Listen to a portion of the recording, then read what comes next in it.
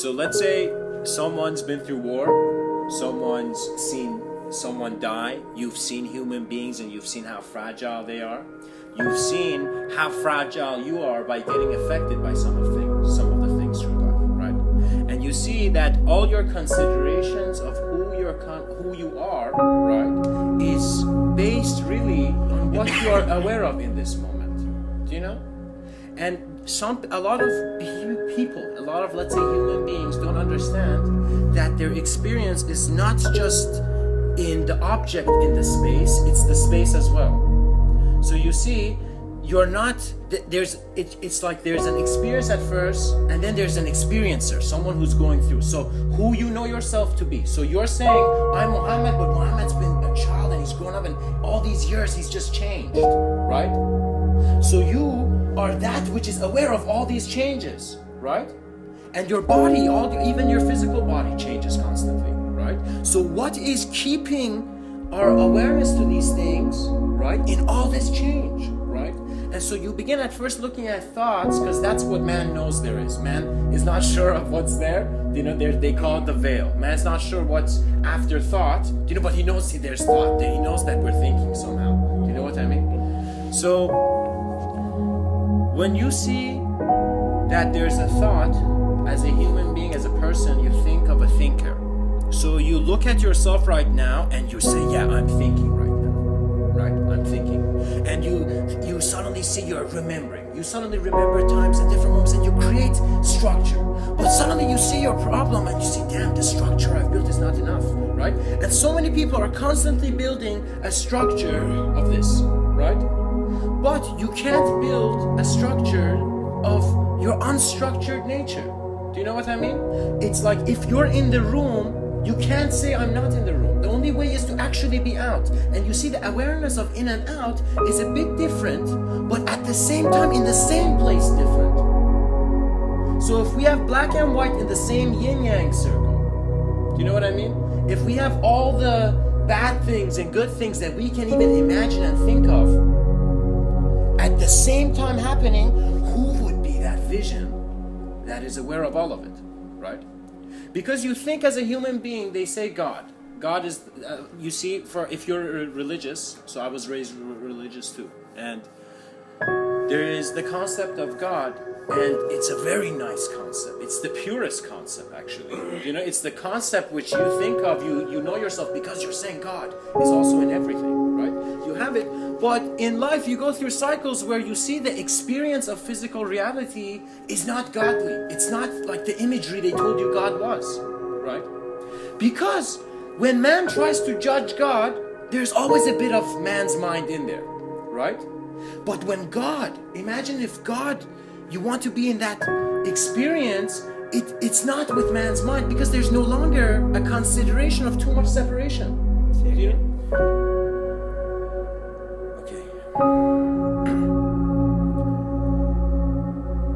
Once you see as a kid that the ants, different ants are alive, and a simple hose washes them, but you use that hose to clean your garden or whatever, you see that as you grow up, there's just a change in sensitivity. You're in the same scale, you're similar to that ant, but you're just seeing an ant of your own. Do you know? So the process is that your judgment system, your operating system needs to change. And you see, it's very hard to change it because you have all these memories, all these experiences, all these things you've done, right? So who is willing to look at all of his memory to then see what there is else? And that means you cannot get involved with that which is, in a sense, creating you exactly here in a way, right? How would I say it? God, that's complex.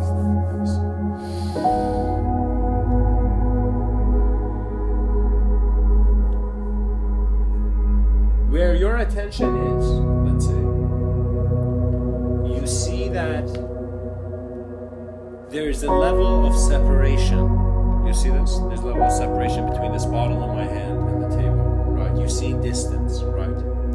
Now, when you close your eyes, your memories bring a perception of that. You see that when you close your eyes, the memories, the visions are to a degree kind of real, right?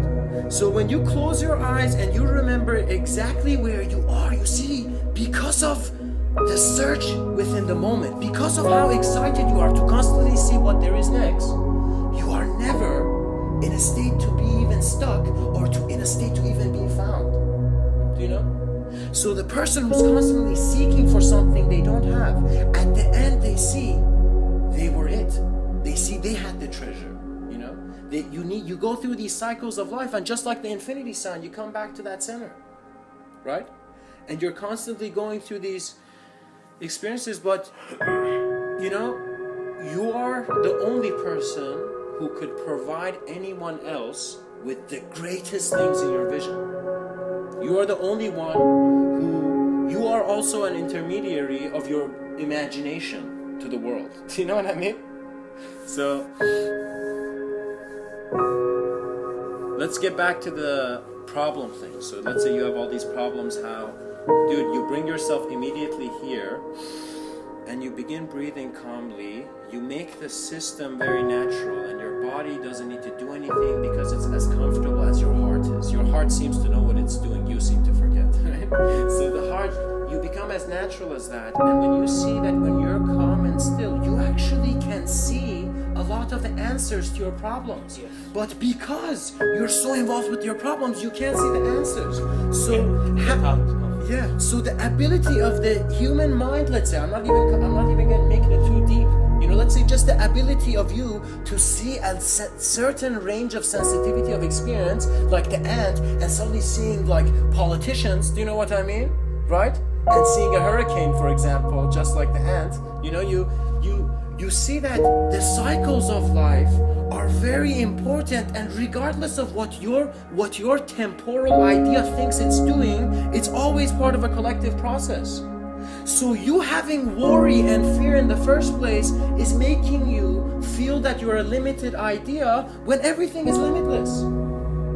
So just like these people who sat by the mountains, they saw it's okay to get educated, it's okay to do everything, but to be sensitive to the infinity of your experience is something that only you can give yourself. So it's a permission.